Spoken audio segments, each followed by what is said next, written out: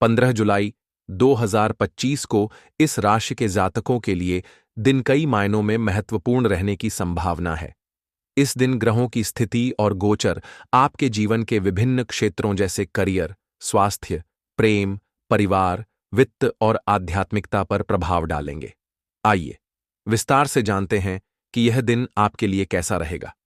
15 जुलाई 2025 को सूर्य मिथुन राशि में रहेंगे, जो आपके तीसरे भाव में गोचर करेंगे। तीसरा भाव साहस, संचार, भाई बहन और छोटी यात्राओं का प्रतिनिधित्व करता है। सूर्य की यह स्थिति आपके संचार कौशल को बढ़ाएगी और आप अपनी बात को प्रभावी ढंग से रख पाएंगे। यदि आप किसी नई परियोजना या विचार को प्रस्तुत करने की योजना बना रहे हैं, तो यह दिन आपके लिए अनुकूल हो सकता है। आपकी वाणी में आत्मविश्वास और स्पष्टता होगी, जिससे आप अपने सहकर्मियों, मित्रों या परिवार के सदस्यों पर सकारात्मक प्रभाव डाल सकेंगे। हालांकि सूर्य की यह स्थिति आपको थोड़ा आक्रामक या अधीर भी बना सकती है, इसलिए अपनी वाणी और व्यवहार पर नियंत्रण रखना महत्वपूर्ण होगा। दूसरों के साथ बातचीत करते समय धैर्य बनाए रखें और किसी भी तरह के तर्क वितर्क से बचने की कोशिश करें। मंगल इस दिन पंचम भाव में कर्क राशि में गोचर करेगा। पंचम भाव रचनात्मकता, प्रेम, संतान और बौद्धिक कार्यों से संबंधित है। मंगल की यह स्थिति आपके रचनात्मक विचारों को बढ़ावा देगी और आप अपने कार्यों में नई ऊर्जा और उत्साह का अनुभव करेंगे। यदि आप कला, लेखन या किसी रचनात्मक क्षेत्र से जुड़े हैं, तो यह दिन आपके लिए विशेष रूप से उत्पादक हो सकता है। आप नए विचारों को लागू करने में सक्षम होंगे और आपकी रचनात्मकता को सराहना मिल सकती है। हालांकि मंगल का कर्क राशि में होना थोड़ा कमजोर माना जाता है, क्योंकि यह मंगल की नीच राशि है। इस वजह से आपको अपनी ऊर्जा को सही दिशा में लगाने के लिए अतिरिक्त प्रयास करने पड़ सकते हैं। भावनात्मक रूप से भी आप इस दिन थोड़े संवेदनशील हो सकते हैं, खासकर प्रेम संबंधों या बच्चों से संबंधित मामलों में। बुध, जो संचार और बुद्धि का ग्रह है, इस दिन कर्क राशि में आपके चतुर्थ भाव में गोचर करेगा।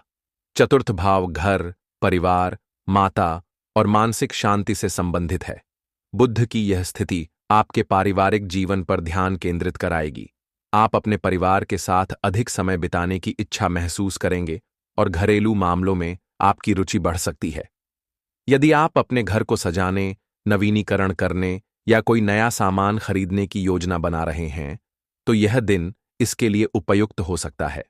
हालांकि 18 जुलाई से बुध वक्री होने वाला है, जिसके प्रभाव इस दिन से थोड़ा पहले ही शुरू हो सकते हैं।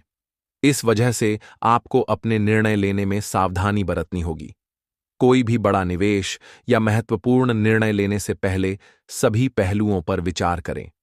परिवार के साथ बातचीत में भी गलतफहमियां होने की संभावना है, इसलिए स्पष्ट और शांतिपूर्ण संवाद बनाए रखने की कोशिश करें। गुरु बृहस्पति, जो ज्ञान, समृद्धि और आध्यात्मिकता का ग्रह है, इस दिन मिथुन राशि में आपके तीसरे भाव में गोचर करेगा। गुरु की यह स्थिति आपके सामाजिक दायरे को बढ़ाएगी और आपकी लोकप्रियता में वृद्धि होगी। आप नए लोगों से मिल सकते हैं और आपके सामाजिक संपर्क मजबूत होंगे। यदि आप किसी सामाजिक या धार्मिक आयोजन में भाग लेने की योजना बना रहे हैं, तो यह दिन आपके लिए अनुकूल रहेगा। गुरु का प्रभाव आपको आशावादी और सकारात्मक बनाएगा, जिससे आप अपने लक्ष्यों को प्राप्त करने के लिए प्रेरित रहेंगे। यह समय आपके लिए नई चीजें सीखने और अपने ज्ञान को बढ़ाने के लिए भी अच्छा है। यदि आप किसी कोर्स, कार्यशाला या सेमिनार में भाग लेने की सोच रहे हैं, तो यह दिन आपके लिए सकारात्मक परिणाम दे सकता है। शुक्र, जो प्रेम, सौंदर्य और विलासिता का ग्रह है, इस दिन कर्क राशि में आपके चतुर्थ भाव में रहेगा। शुक्र की यह स्थिति आपके पारिवारिक जीवन को सुखद बनाएगी और आप अपने प्रियजनों के साथ अच्छा समय बिता सकेंगे। यदि आप अपने जीवन साथी के साथ रोमांटिक पल बिताने की योजना बना रहे हैं, तो यह दिन आपके लिए विशेष हो सकता है।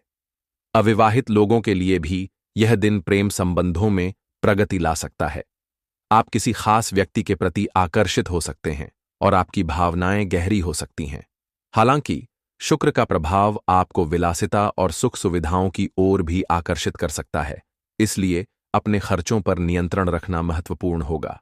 शनि इस दिन कुंभ राशि में आपके एकादश भाव में गोचर करेगा। एकादश भाव लाभ, मित्रों और सामाजिक नेटवर्क से संबंधित है। शनि की यह स्थिति आपके लिए आर्थिक लाभ के अवसर ला सकती है। यदि आप किसी निवेश या व्यवसाय से संबंधित योजना बना रहे हैं तो यह दिन आपके लिए अनुकूल हो सकता है। हालांकि शनि का प्रभाव आपको मेहनत और अनुशासन की ओर भी ले जाएगा। आपको अपने लक्ष्यों को प्राप्त करने के लिए कड़ी मेहनत करनी पड़ सकती है, लेकिन यह मेहनत लंबे समय में फलदायी होगी।